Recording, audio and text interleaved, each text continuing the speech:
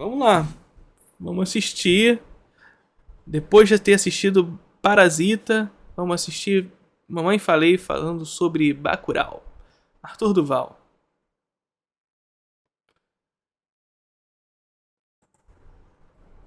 Vamos falar que os gringos estavam certos. Vamos lá. Fala galera, beleza? Arthur do canal Mamãe Falei. Tô aqui com a minha camiseta do Vista Direita. Faz tempo que eu não uso camiseta do Vista O Lunga é Parasita. O Lunga era o Parasita. Direita nos vídeos, né, cara? Link na descrição desse vídeo pra quem quiser. Hoje é sexta-feira e nós vamos falar de filme, cara. Nós vamos falar de um negócio um pouco mais leve. Final de semana ficar um pouco mais leve, né? Pra quem me conhece bem sabe que eu gosto muito de filme, sou apaixonado por filme. Eu diria até que assistir filmes fazem parte ali de uma parte importante do meu caráter, da minha pessoa, cara. Eu aprendi muito assistindo filme. Acho que é, sim, um aspecto cultural importante você assistir muitos filmes de diversas culturas, né? Eu assisto muito filme, desde filme, cara, completamente do outro lado, antigo, lado de Bollywood, que se brinca, né? Pessoal lá do Oriente Médio, pessoal lá da Indonésia, desde esses filmes até os Conhecimentos geográficos de Arthur Duval. Lá do outro lado de Bollywood que se falam do Oriente Médio. Tá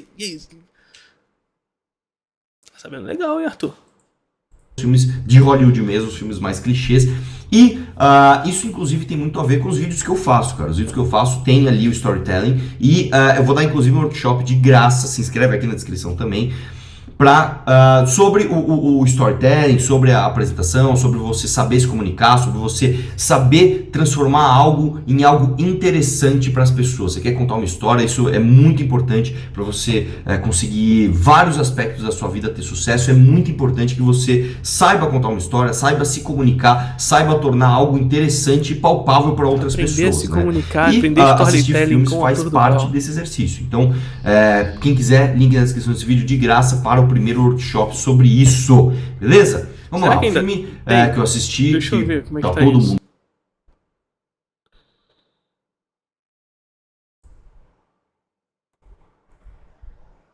Ah, não tem mais. Poxa, queria tanto fazer. falando, que é o filme Bacurau, um filme muito aclamado na crítica, tal, todo mundo falando, o filme brasileiro de todos os tempos, tal. Fui assistir, tem spoiler, tá? Tem uns spoilers de leve, uns spoilers mais pesadão, mas assiste aí que dá pra assistir o filme depois sem estragar a sensação. É um filme que é esquerdista, né? Obviamente foi feito por esquerdistas, atores esquerdistas, diretor esquerdista, mas independente disso, vamos analisar o filme tecnicamente. E é o mesmo diretor de Aquários, que é um filme também com o mesmo tema, e é um filme bem ok, inclusive, né? O filme ele conta ali com muitas cenas muito boas do Nordeste, e isso ele agrada muito aos estrangeiros. Por quê? Porque nós brasileiros já estamos muito acostumados, pelo menos quem assiste bastante filme, né, com cenas. Esse analisar tecnicamente está em todos os lugares dos liberais, né? É economia técnica, é ministério técnico, e aí você vê a fundo a parada de verdade. Essa análise técnica, na verdade, é uma análise bem enviesada, né? A gente conhece como é que é. De Nordeste, né? Tem muita novela da Globo, muito especial, muito filme brasileiro bom, muito filme brasileiro ruim, que tem muitas cenas de Nordeste. Eu posso citar alguns para vocês. Você pegar, por exemplo, Lula, o Filho do Brasil, um filme horroroso, que tem muitas cenas de Nordeste. Em contrapartida, você pegar, por exemplo, Dois Filhos de Francisco, é um filme maravilhoso sobre a história ali do Zezé de Camargo e Luciano, a história real deles. É um filme com muitas cenas de Nordeste, é um filme muito bom e é um filme que repercutiu muito aqui no Brasil, né? Tem também Opa e Ó, que eu lembro até a minha impressão pessoal do filme. Eu assistia muitos comentários do Arnaldo Jabor na CBN, eu lembro, se não me engano era 7h25 da manhã, ou 7h40, não lembro. Eu lembro que eu parava para ouvir os comentários políticos de Arnaldo Jabor, e vira e mexe, ele também é crítico de cinema, ele fala de filme. Eu lembro que ele falou mal do filme 300, que eu tinha assistido e achei o filme ok, e falou muito bem do filme Opa e Ó. Eu fui lá assistir o filme Opa e Ó, e apesar da atuação maravilhosa do Lázaro Ramos e do Wagner Moura, achei o filme ok. O filme é ok. O tema é Nordeste, tem muita cena de Nordeste, o filme é ok. Tem outros dois filmes muito bons de Nordeste, que é O Alto da Compadecida, com Matheus Nachtergaele, acho que é assim que se fala o nome dele, e com o Selton Mello. Filme de Nordeste, né? Que, cara, é um filme maravilhoso, cara. Assistam Alto da Compadecida, tem aqueles diálogos bem engraçados, cara, é um filme muito bom. E tem Lisbela e o Prisioneiro também, que é um filme muito bom, né? Outros filmes brasileiros também, por exemplo, se você pegar qualquer lista de faculdade, né? Lista de cinema, lista de publicidade, qualquer faculdade de humanas, vai falar pra você assistir um filme chamado O Amarelo Manga, que é um lixo de filme, uma porcaria de filme. Eu acho que não só um dos piores filmes do Brasil, mas um dos piores filmes do mundo, cara. Que Amarelo isso, Manga, Jesus. né? Mas brasileiro sabe fazer filme, quando quer faz filme bom. E até dou uma outra dica aqui, de um filme que não é de Nordeste, um filme que não é cult, é um filme até meio popzinho, um filme atual, em certo ponto, que é o filme do Fábio Porchat entre abelhas. É um filme bom, cara, é um filme bom. Não é comédia, não é Fábio Porchat sendo Fábio Porchat, que eu acho muito bom. É um filme mais dramático, eu acho que é um filme muito bom pra quem tem a sensibilidade de entender a mensagem do filme, cara. Entre abelhas e Fábio Porchat também. Muito bom, brasileiro é muito bom. Vamos lá, bom finalmente falar de Bacurau. Bacurau é um filme que sai da obviedade, cara. Ele não tem uma história óbvia, é um filme que, nesse aspecto, é muito positivo. Tem uma história ali muito bacana, muito fora da casinha, né? E o filme ele tem uma característica que eu pessoalmente gosto. É um filme que demora um pouco para começar, né? Ele demora bastante com a interação entre os personagens, a apresentação dos personagens. Acho isso muito bacana. No filme Bacurau, especificamente, por se tratar de um tema muito batido para mim, que é Nordeste, eu acho que realmente fica um pouco monótono no começo, mas vai agradar com certeza a crítica estrangeira. É um filme... Cara, o filme não pode ser ambientado no Nordeste, porque ele vira filme de Nordeste, e aí ele fica batido porque é do Nordeste. Cara, a produção cinematográfica no Brasil se passa majoritariamente no Sudeste, e ninguém fala que ficou batido porque é filme do Sudeste. Que tipo de... Que é isso, Arthur? Qual é o nome disso? Consegue me dizer? Depois você me diz, tá? Só eu não poderia deixar de falar, óbvio, claro, como que eu esqueci de falar disso, do filme Cidade de Deus, que é um filme que também demora um pouco para começar, e é um filme que agrada não só estrangeiro, mas brasileiro também, cara, porque apesar do tema ser um filme de Sudeste, pouquinho clichê, na época em que foi lançado, cara, o filme de favela, assim, de tráfico, com aquele nível de interação dos personagens, cara, foi realmente algo de... Pra mim, Cidade de Deus é um dos melhores filmes do mundo, cara. Não é não, é filme de Sudeste. Filme de Sudeste, muito batido, filme de Sudeste.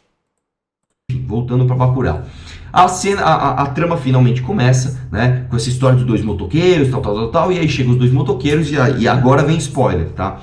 É muito engraçado, cara. Eu reparei nisso, que eu ando de moto.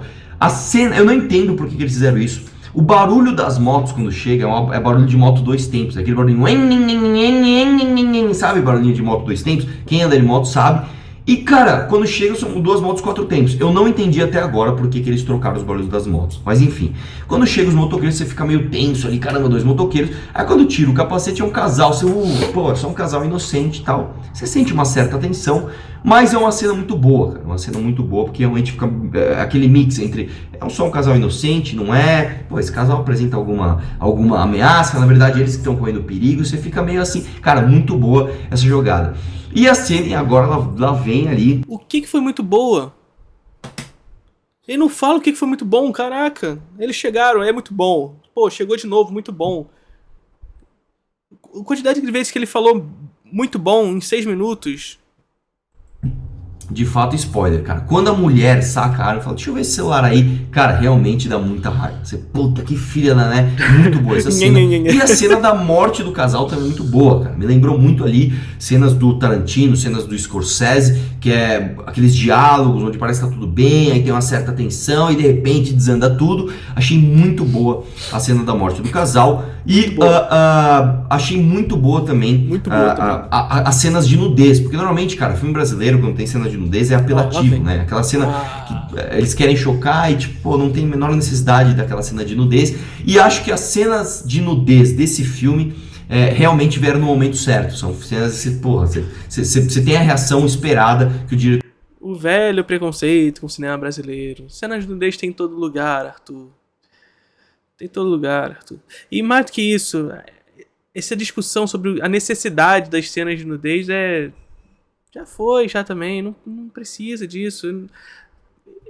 Precisa ser necessário sempre as coisas. Precisa estar tudo sempre no seu lugarzinho certinho? Não precisa. Não precisa. Tá?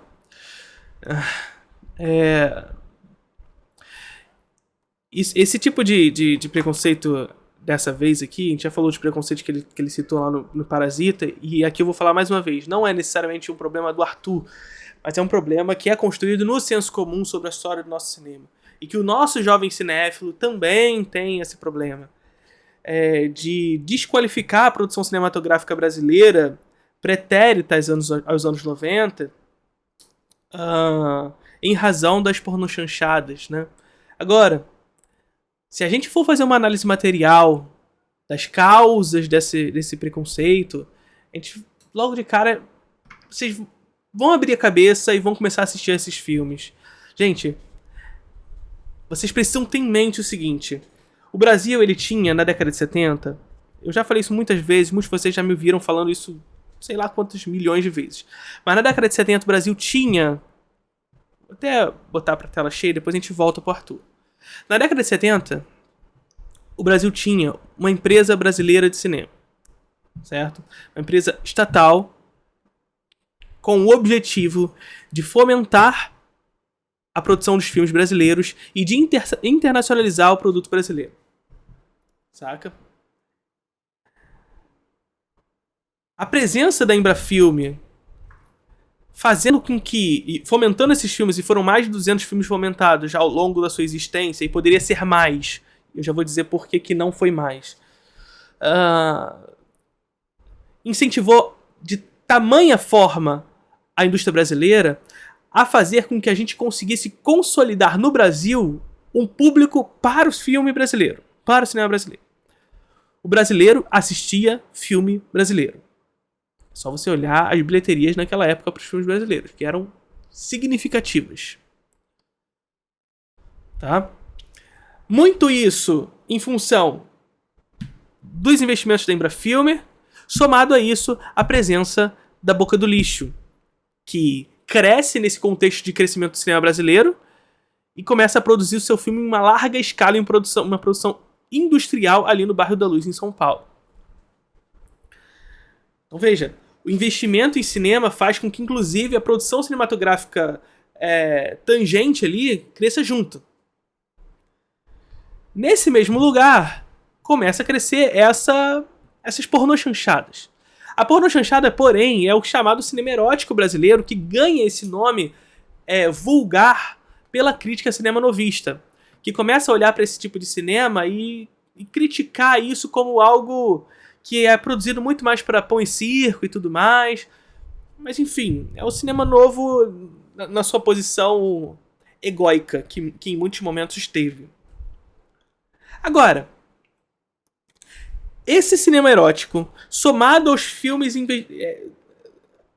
que a Embrafilme financiou, que tinham muito de cinema erótico também, produziu um público de larga escala para cinema brasileiro aqui no Brasil, uma indústria que estava em ascensão aqui no Brasil, forte, consolidada, que quando, na década de 80, segunda metade da década de 80, as experiências neoliberais do mundo, ou melhor, quando essas experiências neoliberais são impostas na América do Sul, que é usada como laboratório dessas experiências neoliberais, que começa no Chile, com a morte do Allende, com o assassinato do Allende, e depois se expande para o resto do continente sul-americano, vem todo o mesmo discurso de sempre, desses liberais aí, que se repete ao longo da história e que reproduz desgraça na nossa indústria ao longo da história. Os mesmos discursos. Ah, porque a Embrafilme é clientelista, a Embrafilme tem corrupção, a Embrafilme o Estado não consegue gerir, isso e aquilo tudo. Mesmo discurso de sempre, vocês já ouviram falar isso não só na indústria do cinema, na indústria da cultura, mas também na Petrobras e tudo mais. É verdade que a Embrafilme tinha clientelismo? Era verdade que a Embrafilme tinha corrupção? Sim, era verdade. Ninguém tá negando. Agora, é conceber a ideia, primeiro de tudo, de que a corrupção, primeiro, ela é causa fundamental das contradições do capitalismo e do individualismo. E segundo, a corrupção ela é intrínseca às relações estatais burguesas e ao mercado privado.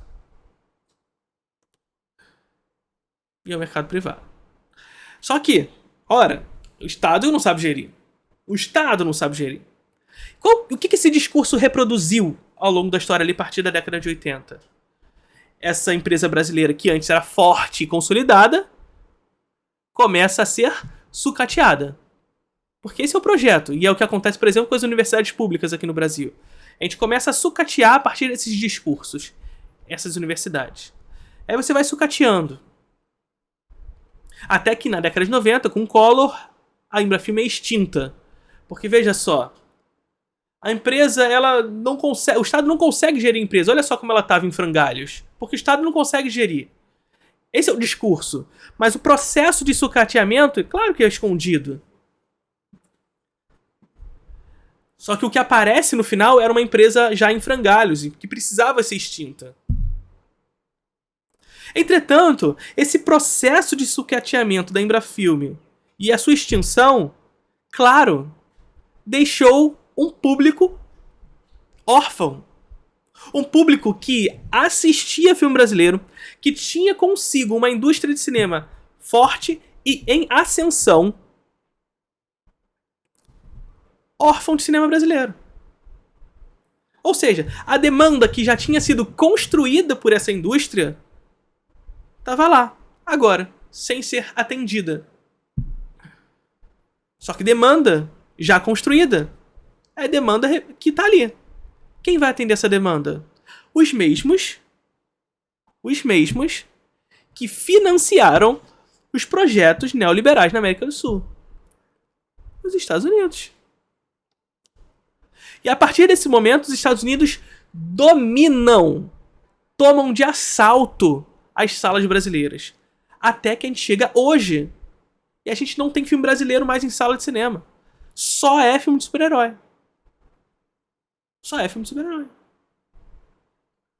Muito em razão de todo esse processo histórico que se inicia de certa forma, claro que tem processos históricos anteriores que vai fazer que a gente estude isso também, mas que se inicia com o processo de sucateamento da Embrafilme. Uma empresa brasileira forte que protegia o espectador brasileiro do estrangeirismo. Ah, Felipe, mas o espectador tem que assistir o que gosta. Essas pessoas não gostavam de assistir filme brasileiro? Sabe por que elas gostavam? Porque gosto é construído. Gosto é construído. Demanda se constrói. Gosto é construído. A diferença é que nós estávamos construindo o nosso gosto. Quando a Embrafilme é destruída, é extinta, é sucateada e depois extinta, nós vendemos o processo de construção do gosto ao estrangeiro.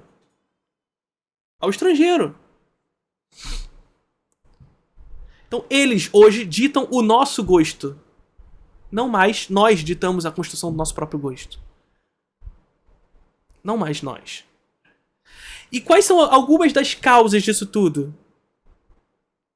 Algumas das consequências que a gente vê, na verdade. Consequências que a gente vê atualmente. Esse tipo de reprodução social, que vai muito em direção do que os liberais falavam ali na década de 80, conservadores, de que o cinema brasileiro era ruim porque era só nudez, só violência. E esse tipo de fala vai se reproduzindo ao ponto que se torna verdade. As pessoas acreditam.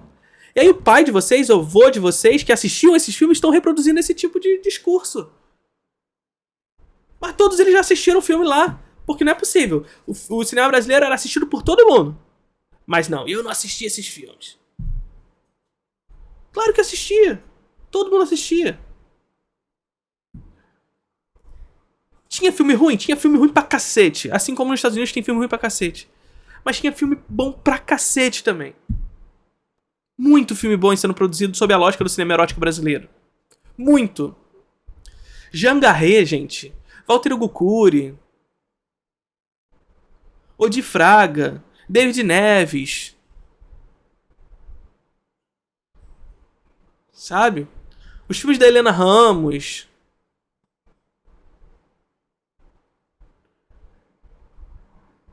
Se eu tenho cara de liberal, me respeita, pelo amor de Deus. Me respeita. Vamos continuar aqui.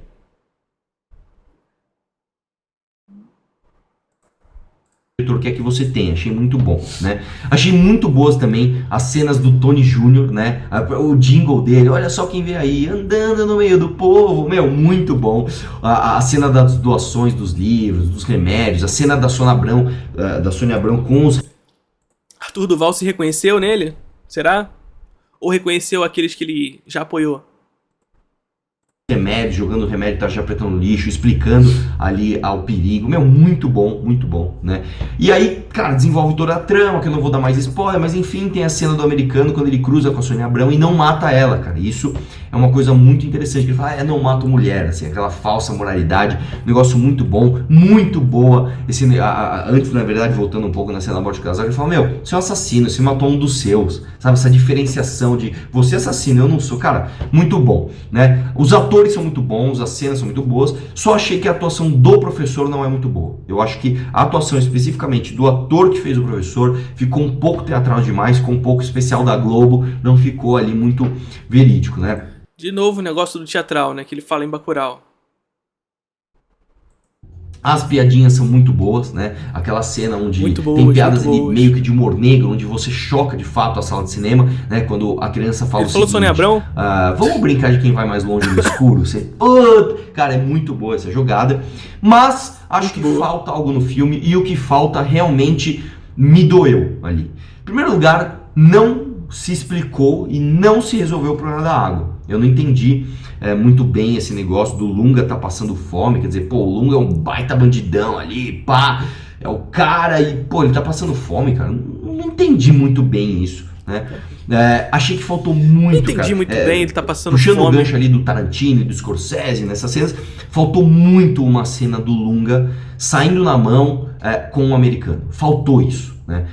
Os americanos, inclusive, eles morrem muito rápido, tá? A cena de violência onde o Lunga fica lá, ele fica batendo num cadáver, cara. Achei, cara, o cara não tá mais sofrendo, então não me deu impacto.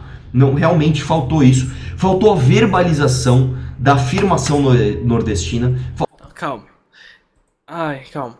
Primeiro, essa questão do... Só pra gente falar de estrutura aqui um pouquinho, essa questão do Bacurau que foi rápido a morte dos gringos e tudo mais, ela é proposital, porque o filme ele é escalonário, né? E é muito por isso que você, Arthur, sentiu que ele é bastante tarantinesco. Porque ele constrói uma relação de causa e consequência, onde a estrutura constrói o processo histórico para chegar num ápice, num clímax. E é nesse clímax onde tudo vai acontecer. Então é um curto espaço de tempo de violência extrema. Saca? É todo um processo de causa que vai gerar... Toda essa causa vai gerar uma consequência extrema num momento específico do filme. Onde toda a violência vai se concentrar em um tempo reduzido. Criando essa sensação mais escrachada, mais pancada mesmo, saca? É a gente pensar, por exemplo, no filme como Era Uma Vez em Hollywood, onde a gente tem todo um processo de causa sendo construído pra chegar naquela cena lá na casa onde tudo explode, tudo é violência extrema em um curto espaço de tempo. É uma relação que a gente chama de estrutura de agressão. A gente constrói essa causa pra expor toda essa causa, essa dialética entre a causa e a consequência num processo de violência extrema em curto espaço de tempo. Então é necessário que houvesse essa morte rápida dos vilões, pelo menos, não sei se você acha eles vilões agora, né? Mas, enfim, dos gringos ali, justamente para que essa violência extrema fosse conduzida e condensada num espaço de tempo curto.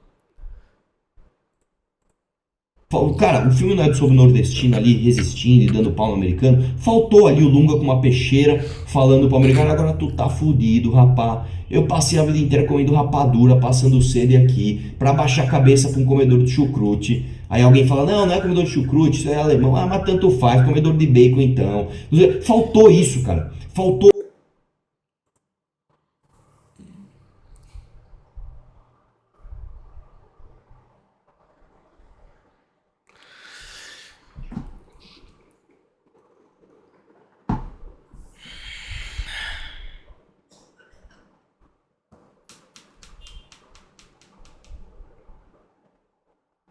Fala, não.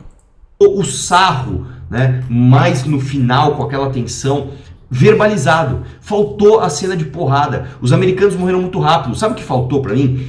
Faltou os americanos falarem: caramba, eu não quero mais jogar, cara. Deu ruim, deixa eu ir embora, quero ir embora, quero ir embora, quero ir embora, e não consegui ir embora. Acho que faltou muito isso, né? No mais, é um bom filme. Eu daria uma nota 6,5 pro filme.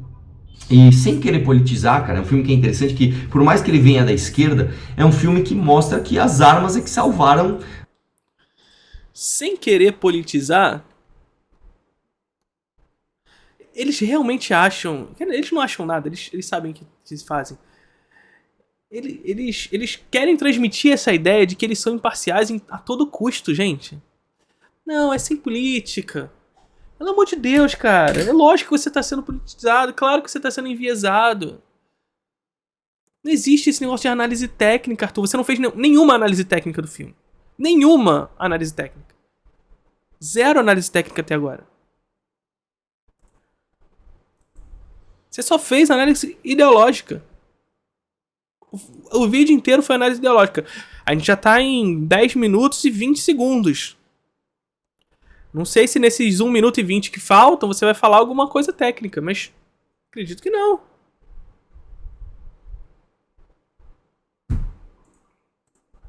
Os nativos, né? Uma coisa engraçada isso, né? Inclusive eles mostram bem as armas, assim, tipo, tem uma hora que passa uma cena, mostra Colt 45, quer dizer, é um filme que não demoniza as armas. Eu acho que é o contrário, acho que passa uma mensagem que olha como é importante ter arma. Se não fosse o museu ali, ó, tava todo mundo, né, cara?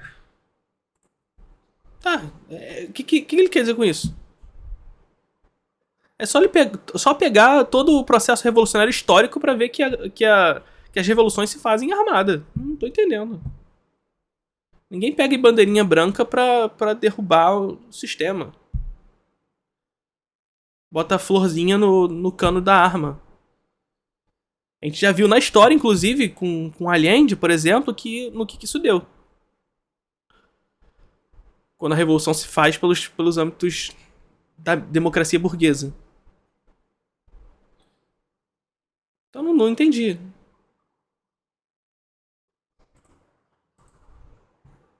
Ah, de novo. Então acho que foi um filme que, apesar de ser um filme de esquerda, com certeza tem aquela crítica social de esquerda. Acho que é um filme muito bem feito, mas acho que faltou um elemento muito, muito, muito importante, que foi a finalização, foi o gostinho da vingança. Quem assistiu o último filme do Tarantino, que eu achei maravilhoso, maravilhoso, né? O último filme do Tarantino, de fato, é uma história real. Ele pega e ele se vinga dos caras que fizeram aquelas atrocidades com a mulher grávida, etc. Mas não foi isso que ele fez? Violência pra caramba, e pega a cabeça e dá na parede, e o cara sofre, e outra morre queimada, não sei o que lá, e você dá risada. Faltou isso no nosso filme brasileiro com o nordestino. Mas, meu Deus do céu, você acabou de falar que queria que tivesse mais tempo dessa galera sofrendo. Aí você cita o filme do Tarantino, que é um filme que vai construir uma... Que é o que eu falei agora, inclusive. Eu citei ele sem saber que você ia citar. Que o Arthur ia citar. Que ele constrói todo o processo pra só no finalzinho lá do filme ter aquela cena. Espaço curto da vingança daquilo que estava acontecendo. O Bacurau faz a mesma coisa. O Bacurau faz a mesma coisa. É a mesma estrutura. É a estrutura de causa e consequência aristotélica de uma estrutura de agressão. Dispor a violência num espaço curto de tempo para elevar a sua gráfica.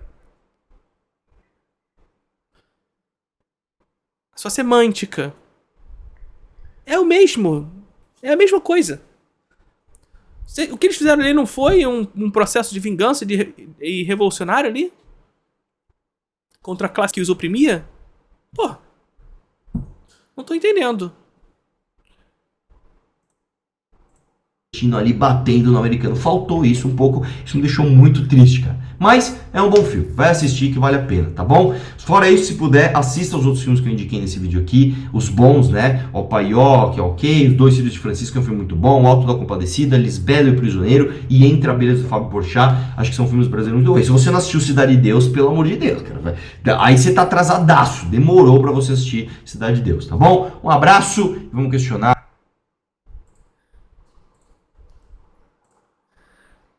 As referências de Arthur Duval sobre o cinema brasileiro. Filmes a partir da década de 90, claro. E os mesmos de sempre, né?